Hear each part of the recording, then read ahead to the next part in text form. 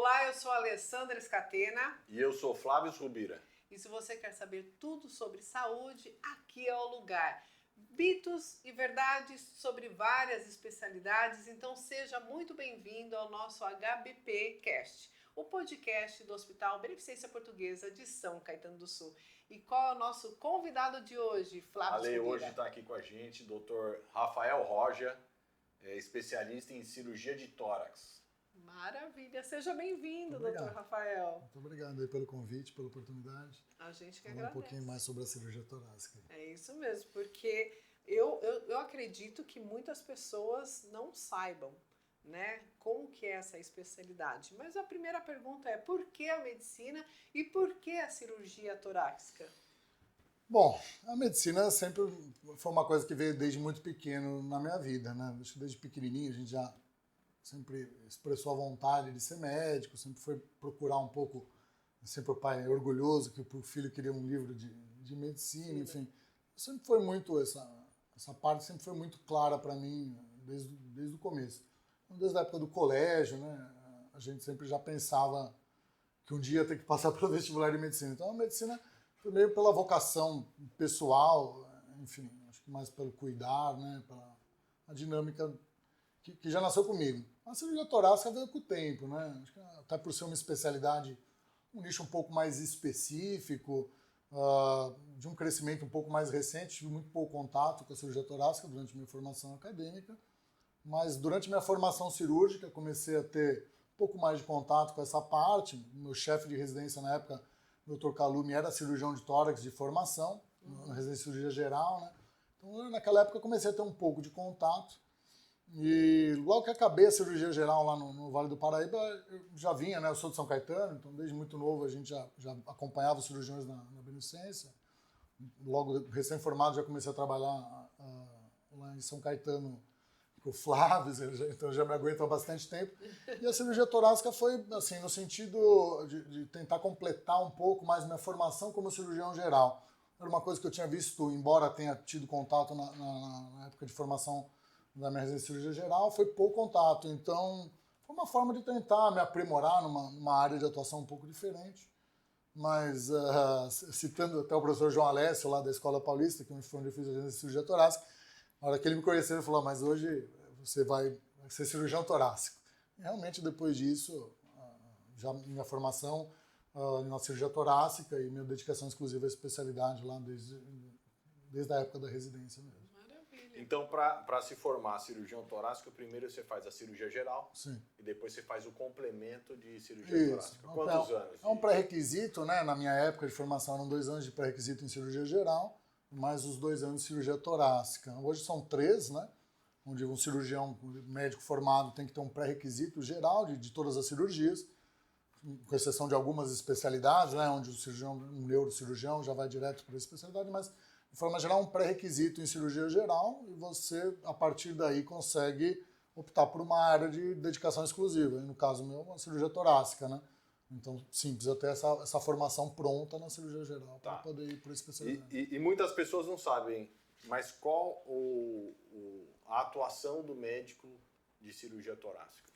Cirurgia torácica é uma especialidade que vai, assim, hoje, muito além da parte cirúrgica, né? A gente, nos últimos anos, tem assumido uma série de atribuições, né, por conta do próprio avanço da medicina e da especialidade, né?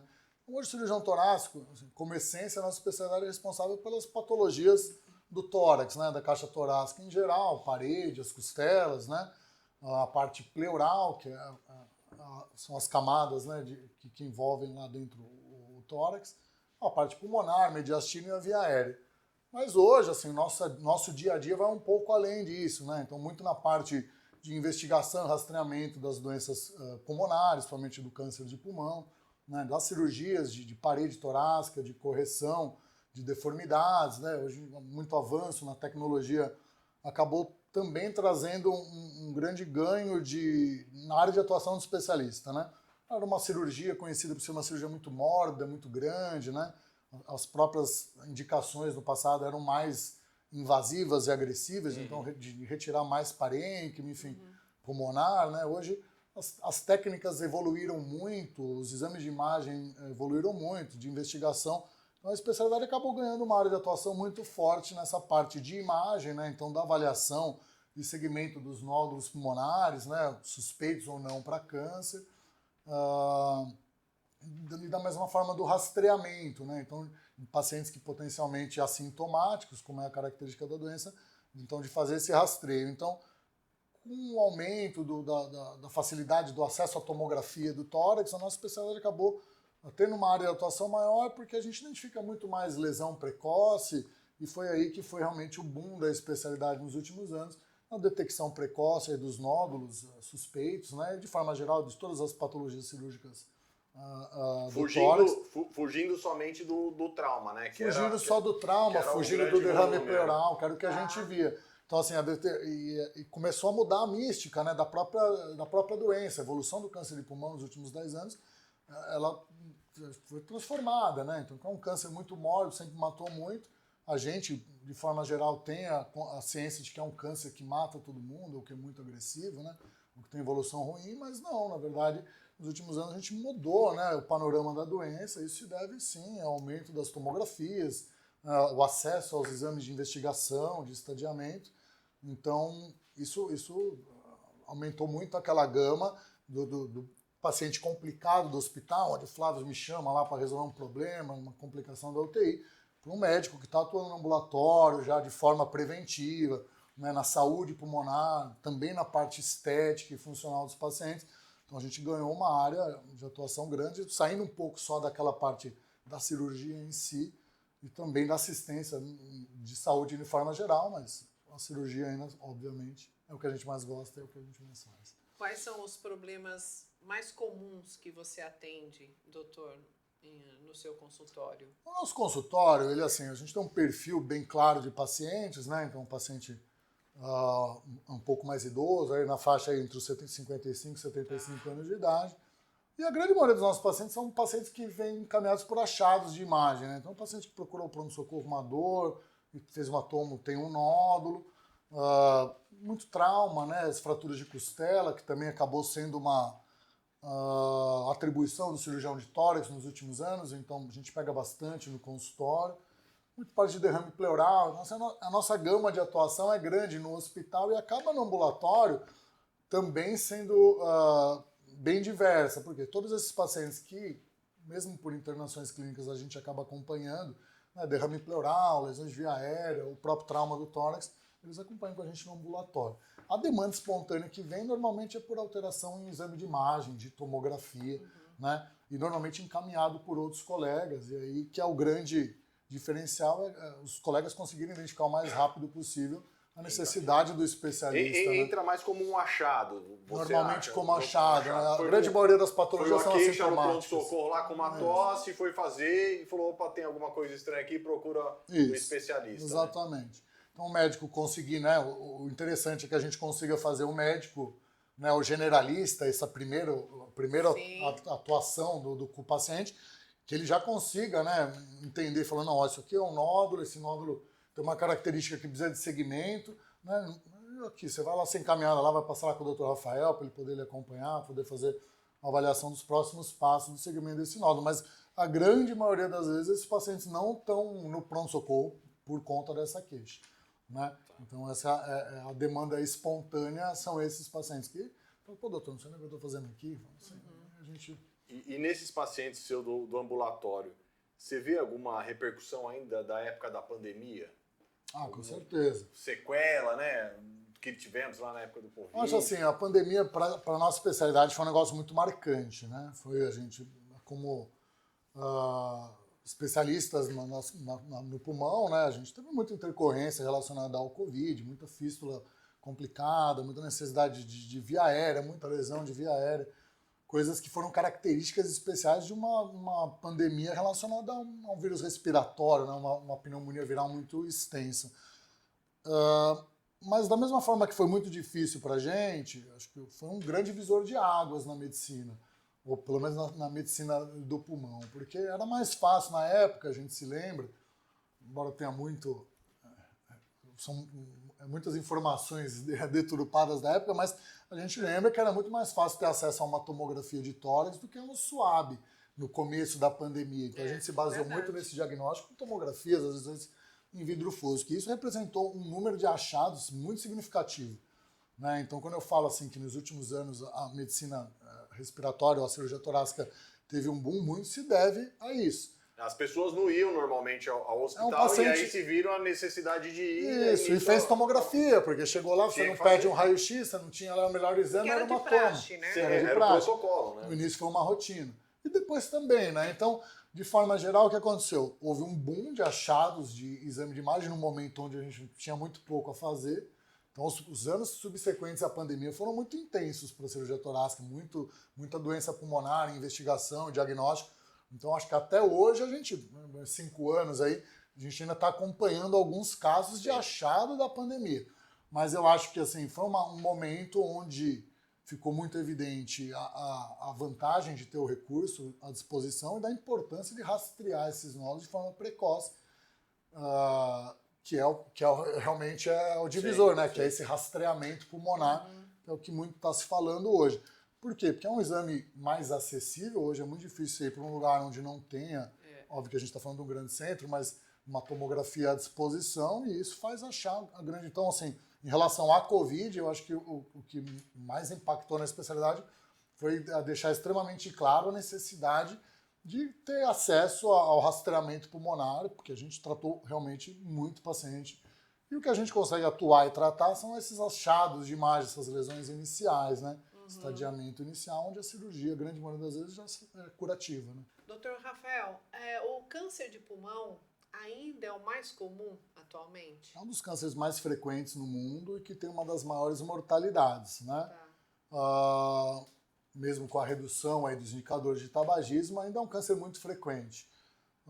A grande diferença é que o diagnóstico mais precoce tem mudado um pouco o panorama da doença. Né?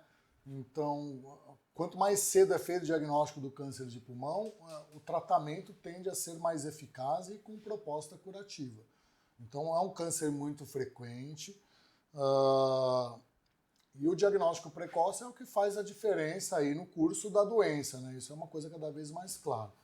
Então, a gente tem muito a mudança da carga, né, do tabagismo da população. Teve a mudança aí da parte da população mais jovem, né, para o uso desses vapes. A gente tem muito pouco estudo falando, né, ou correlacionando isso ainda a câncer de pulmão, mas a gente já está meio claro, né, da capacidade de viciar a juventude. Então, não é uma boa mudança. E isso a gente vai descobrir nos próximos anos, né, essa diferença entre a prevalência do câncer de pulmão com o tabaco e com o vape, mas ainda é um dos cânceres mais frequentes que a gente tem e que mais mata. E normalmente o câncer de pulmão ele é um câncer primário ou ele já é a metástase de algum outro câncer? São duas coisas diferentes, né? A gente está aqui falando de câncer primário de pulmão. Tá. O câncer, o pulmão é um órgão extremamente irrigado, né? Então, assim, tanto na parte linfática quanto sanguínea. Então, é muito frequente o aparecimento de metástase no pulmão. É uma patologia diferente, o tratamento é diferente. Então, um câncer primário é quando a gente entende que ele começou ali. Então, normalmente relacionado ao tabagismo, não 100% das vezes, mas é aquele câncer que está só ali no pulmão, e quando a gente identifica ele cedo e restrito ao pulmão, a gente ainda tem uma proposta de cura. Esse é um tumor que, grande maioria das vezes, é assintomático. A diferença por um câncer metastático para o pulmão, normalmente é um câncer de um ou outro lugar, né? Frequentemente aí o cólon, a mama, lesões que mandam, né, via hematogênica, pelo sangue, ali essas células, e elas se implantam no pulmão. Então é uma célula de um tumor de um outro lugar no pulmão, tá? Então, assim, a gente não está tratando, até se o tratamento não é cirúrgico, em alguns casos a quimioterapia ela não é dirigida para o câncer de pulmão, sim para o tumor de base. Exato. Doutor Rafael, falamos aqui a respeito do tabagismo, né, que sem dúvida nenhuma é super perigoso, enfim. Mas a pessoa que convive com um fumante, né, uma esposa, um marido, seja quem for, né, que no dia a dia está exposto a essa fumaça, ela acaba tendo uma doença, ela pode ter na realidade, uma doença pulmonar? É o que a gente chama de tabagismo passivo, né? A pessoa que convive ali, às vezes, muitos e muitos anos ao lado de uma pessoa que fuma frequentemente. Obviamente que o risco não é igual a pessoa exposta diretamente ao cigarro, mas sim, existe um aumento do risco, né, com essa exposição passiva, da mesma forma que uma série de agentes ambientais, né? Então, quando a gente fala aí dessa correlação direta do câncer de pulmão com o tabagismo, tem sim grande parte do tabagista ativo, a gente tem uma grande parcela do tabagista ou ex-tabagista, né, que pode ter parado aí nos últimos 20 anos ou mais, mas sim relacionado ao tabagismo, e também o tabagismo passivo. É difícil você atribuir um paciente, e eles sempre procuram uma causa, né? Poxa, mas sim, existe aí 5% desses tumores que não tem relação nenhuma com o tabagismo, então, infelizmente, tem uma parcela que não tem a relação direta. Mas, assim, sem dúvida nenhuma, é a grande parcela dos pacientes do câncer de pulmão tem alguma relação, e a maioria das vezes direta, e não só pelo contato com o tabagismo. E quais seriam os sinais de alerta para alguém ir buscar uma ajuda pensando em câncer de pulmão? Perfeito. Assim, o grande problema do câncer de pulmão hoje, de forma geral, é que ele é de um paciente, a grande maioria das vezes do sexo masculino, embora a incidência mudou muito, o tabagista de grande monta, que tem aí entre os seus 50 e 70 anos de idade, basicamente é o paciente que não procura o médico, né? É o paciente que normalmente já está acostumado a ter um pouco de tosse, um pouco de secreção. Acha normal. Acha normal e não quer procurar também, porque sabe que vai ter que, de forma geral, a grande maioria das vezes ter que suspender seu vício, né? Então, o grande inimigo do câncer de pulmão, basicamente, é não dar sintoma. Então, ele, de forma inicial, ele repercute muito pouco na dinâmica respiratória, raramente ele dá dor. Então, os sintomas normalmente relacionados, eles já mostram aí algum sinal de infiltração local. De forma geral, todas as alterações respiratórias são de alerta. Então, aquela tosse que nunca melhora, a dor torácica, tosse produtiva ou que eventualmente com secreção sanguinolenta, né? Falando da perda de peso, aquelas coisas que a gente normalmente relaciona ao câncer, isso aí realmente vai aparecer nas formas mais avançadas, né? Então, assim, acho que a orientação acaba tendo que ser um pouco diferente. A gente tem que mudar o foco de falar, olha, não procure o médico quando você está com tosse, ou quando você... Então, você que tem uma carga tabágica de mais do que 20 anos, né? Que a gente chama de 20 anos máximo, então, que é o número de cigarros pelo número de anos. Você que teve essa exposição, que você que tem um antecedente familiar, é interessante aí, principalmente após os 55 anos de idade, que faça uma tomografia de tórax para poder fazer essa avaliação. A grande maioria das vezes você vai ter, assim, achados pulmonares são habituais, mas é uma forma, né, de você conseguir pegar uma lesão totalmente assintomática no momento oportuno para o seu tratamento. Então a orientação que a gente faz é mais ou menos essa, né? Assim, você que fumou mais do que 20 anos, principalmente após os 55, né, que são aí os nossos critérios que a gente chama de rastreamento pulmonar, que é o paciente tabagista ativo ou que fumou mais do que 20 anos nos últimos 20 anos. Esse é um paciente, né, que após os 55 anos tem indicação de tomografia de rastreamento pulmonar, idealmente é uma tomografia com baixa dose de radiação, que tem em vista procurar um achado, né? Então, ela não está procurando nada, vamos ver se eu acho alguma coisa. Então, hoje esse é o paciente que tem que procurar um cirurgião torácico e o médico generalista, o pneumologista está mais habituado a isso, mas o médico que não está habituado, né, essa parte pulmonar, tem que saber que esse é um paciente, né, na UBS ou o médico lá no seu consultório, tem que saber que esse é um paciente que merece, sim, uma tomografia, né, de forma geral, anualmente, para que a gente possa fazer esse diagnóstico precoce antes que ele comece a ter um sintoma que a grande maioria das vezes já impossibilita o tratamento curativo ou que, de forma geral, já torna esse prognóstico um pouco pior no sentido de tratamento. É o que a gente sempre fala, né, Ali? A gente vem falando. Muito das doenças, ela vem de forma silenciosa. Sim. E a gente bate muito na tecla de ter um médico, fazer um acompanhamento. A prevenção, né? Uma prevenção, que aí você vai conversar sobre todas as especialidades e você tem aquele médico que ele vai te olhar como um todo, né? E não só ir no cardiologista, né? Todo mundo acha que, fui no cardiologista todo ano, resolvido tudo. Mas e o resto, cara? Você não foi no neurologista, você não foi nos outros médicos, né? Então você tem que ter aquele médico que vai te direcionar para tudo. Tem que ter aquele maestro, né? Alguém para poder nortear, até porque senão fica a pessoa o homem muito sempre tem dirigido. essa restrição mais do que a mulher, né? A gente sempre conversa que a mulher tem o ginecologista é o que olha tudo, né? Meu Deus, não né? é? E muitas vezes o homem precisa ter talvez o urologista ou um clínico geral que vai olhar ele como um todo, né? Exatamente. E eu sempre digo também nas nossas conversas que as pessoas veem o hospital como uma questão de urgência, emergência, tratamento, né? Naquele negócio que eu preciso realmente. E não sabe que dentro do hospital você tem a questão ambulatorial, né?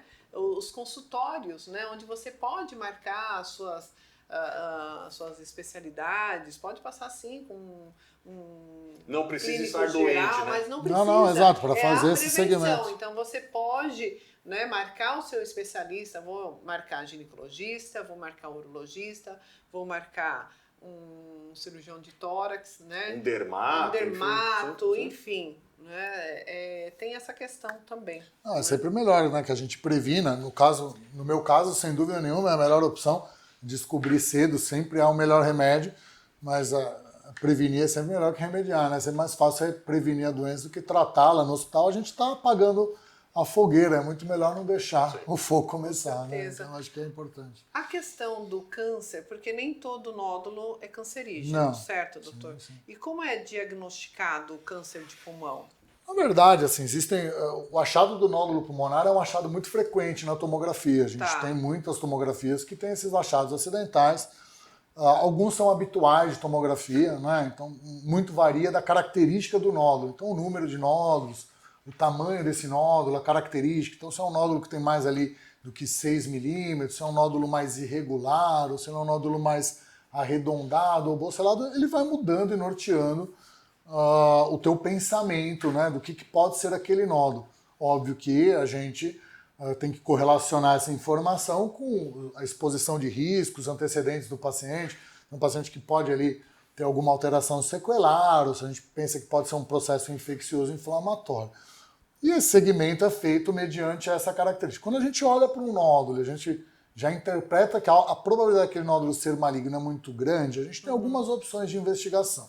As duas opções mais frequentemente utilizadas são a broncoscopia, que é um exame endoscópico, né? Normalmente uma broncoscopia flexível, feita por um médico, que ele vai se dirigir pela árvore brônquica até a região da lesão e tentar conseguir um fragmento para biópsia.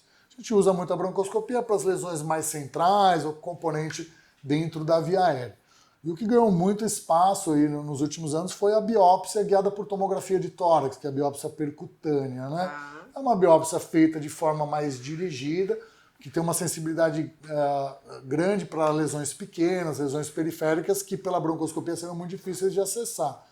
E é uma biópsia que dá muito pouco, assim, tem um índice de sucesso muito grande, por assim dizer, e a gente consegue muito diagnóstico positivo ou negativo que dá segurança para a gente para o tratamento. Isso foi um dos avanços, né? Foi um grande avanço, porque a gente consegue, para a cirurgia, a gente conseguiu mudar a conversa, né? Então, eu lembro na minha época, a gente operava muito, na minha época de residência ali, a gente fazia toracotomias amplas, muitas vezes sem saber o que era aquele nódulo. Óbvio que a grande maioria das vezes o cirurgião, por sua experiência, acerta, né? Então, se ele acha que aquele acompanhamento sugeriu, normalmente acaba sendo, mas às vezes não é. O que permitiu a gente ter esse diagnóstico em mãos antes é a evolução no estadiamento, nas opções de tratamento que a gente tem antes de operar, que eu acho que a grande mudança nos últimos anos é isso, né? O que eu posso fazer antes do cirurgião atuar? Então, o que a gente tem falado da imunoterapia ou da quimioterapia neoadjuvante. Então, com esse diagnóstico em mãos, eu consegui evoluir no estadiamento oncológico, que normalmente é feito com um PET scan e uma ressonância. Então, são exames que hoje também são mais acessíveis, né? Até no SUS a gente consegue esses exames, e permite um estadiamento bem fiel desse paciente, no sentido, vale a pena já intervir com cirurgia ou não? E aí a discussão começou a evoluir, entendeu? Vamos investigar esse linfonodo antes e poder tratar. Planejar essa cirurgia, quando fazer, como fazer, por onde abordar. Então, assim, são N situações que o avanço da medicina aí levou para o cirurgião. E acabam permitindo que a gente faça cirurgias mais econômicas, então em lesões menores. Então, em vez de fazer as lobectomias, né, que são a retirada de todo o lobo, as segmentectomias, então poupando cada vez mais parênquima pulmonar, com cirurgias mais seguras. Então isso tudo é possível com o diagnóstico em mãos, com o avanço da tecnologia, então reconstrução tridimensional, isso tudo realmente faz muita diferença no tratamento individualizado desses pacientes, né? Então a biópsia realmente fez uma diferença, porque hoje eu pego um paciente com uma lesão de 1 centímetro, 1,2, às vezes 0,8, e a gente tem uma série de técnicas diferentes, inclusive para pacientes que às vezes nem podem ser operados, né, de conseguir atuar já de forma inicial para curar essa doença, né? Então a biópsia realmente acertou. A broncoscopia acaba tendo o viés da técnica, né, para lesões muito pequenas, e a outra opção seria a cirurgia, que, e a morbidade acaba aumentando muito para o diagnóstico em si, né? Vamos para mitos e verdades? Vamos lá, Lê, contigo. Mitos e verdades sobre cirurgia de tórax. Maravilha. Vamos lá. Doutor, apenas fumantes desenvolvem o câncer de pulmão? Não, infelizmente não. Mas a grande maioria dos pacientes, sim, em torno de 90% a 95% dos pacientes, né, com câncer de pulmão tem relação direta ou indireta ao tabagismo. Mas a gente tem aí essa pequena parcela de casos que não tem relação direta com o tabagismo, né? Que os fatores genéticos, ambientais que acabam contribuindo para a neoplasia, às vezes até em pacientes mais jovens, né? Além de outros tipos que também não necessariamente são tabaco dependentes, mas a grande maioria sim é relacionada ao cigarro.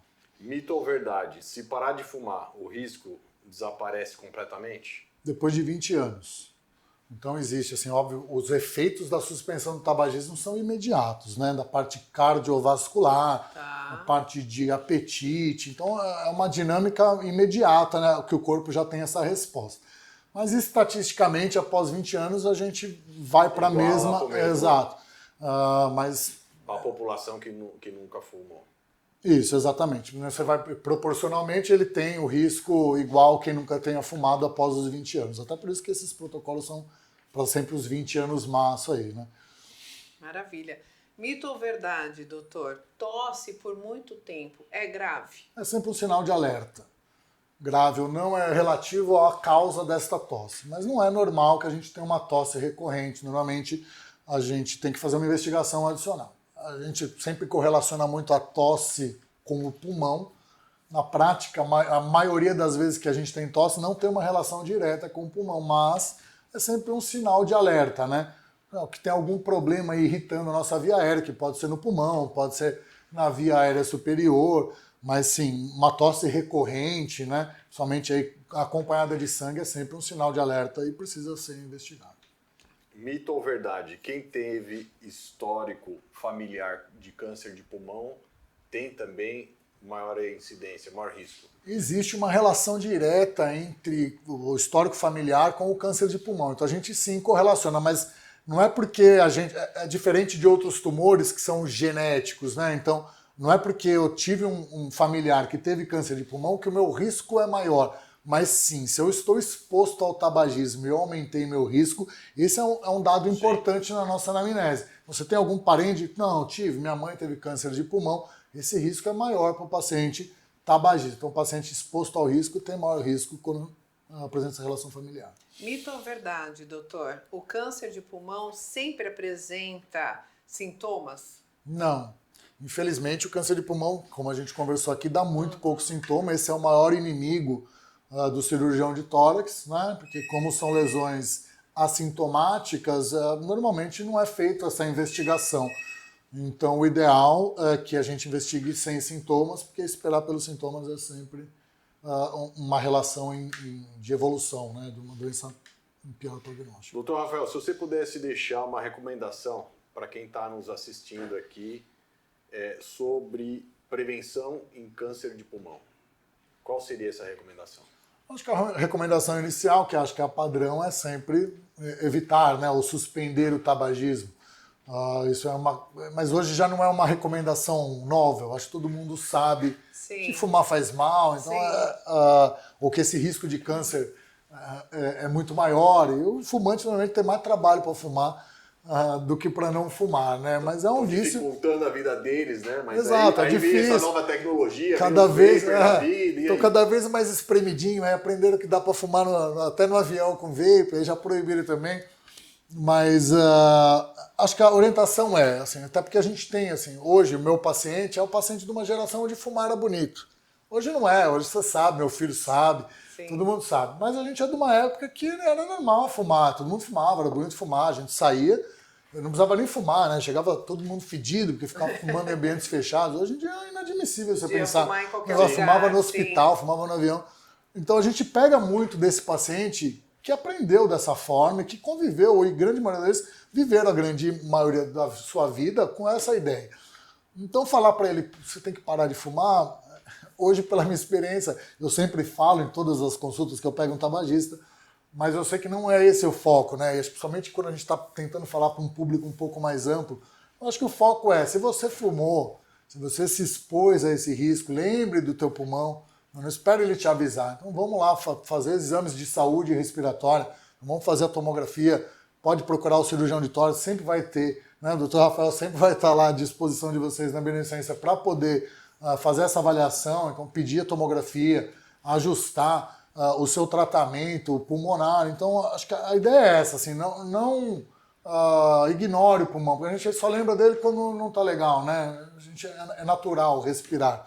Quando não respira, fica muito... Não espera ele dar esse alerta. Então, se você se expôs a esse risco, se você sabe que você tem esse potencial, não adianta você fugir disso. Vamos procurar, vamos ter uma rotina, né? Ou incluir na tua vida essa rotina pulmonar para que se haja, em algum momento, né? Essa evolução que a gente rapidamente pegue. Hoje, o tratamento é cada vez mais moderno, minimamente invasivo. A gente não falou sobre cirurgia aqui, mas a cirurgia...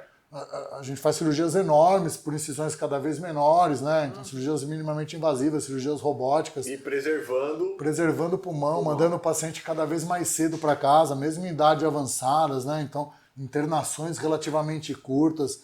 Então, passou do momento da gente esconder e de ter medo, né? Então, a medicina evoluiu para poder ajudar esses pacientes. Os médicos generalistas, os novos médicos têm que saber, né, identificar esse paciente, porque ele ainda vai aparecer por muitos anos. Infelizmente, o hábito de fumar também não é um hábito, vai desaparecer. A gente vai reduzindo, né, cada vez mais, mas ele ainda sempre vai estar presente.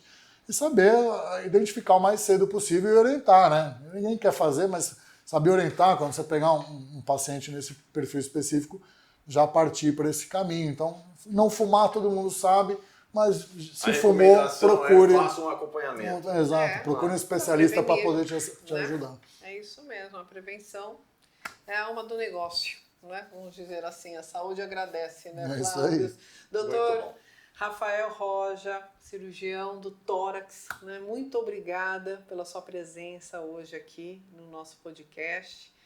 E espero revê-lo outras vezes, afinal de contas, eu acho que dentro dessa especialidade tem outros assuntos aí que podem ser tem bastante coisa para a gente conversar, sim. Câncer de pulmão é um tema sempre muito frequente, acho importante que a gente aborde ele de uma forma bem assertiva, mas tem muita coisa da especialidade que também para a qualidade de vida, né? Não só pela doença, então a doença do suor, né? As deformidades torácicas. Então tem bastante papo para bater, sim. Vai ser um prazer. Agradeço a oportunidade, foi muito legal e contem comigo. Muito obrigado por estar conosco, muito obrigado a presença aqui e até a próxima. Até a próxima, lembrando, né? Nos sigam nas redes sociais, no YouTube, o Hospital Beneficência Portuguesa de São Caetano do Sul, o nosso também Instagram e no YouTube HBPcast, né? O nosso podcast aí. Curtam, compartilhem, que eu acho que é muito importante, né, Flávio? A gente, quando está assistindo a respeito de um assunto e lembrar de uma pessoa, falar, essa pessoa precisa escutar a respeito desse assunto, né? Encaminhe, não deixe de encaminhar, tá certo? Até a próxima, se Deus quiser e Ele quer. Tchau, tchau.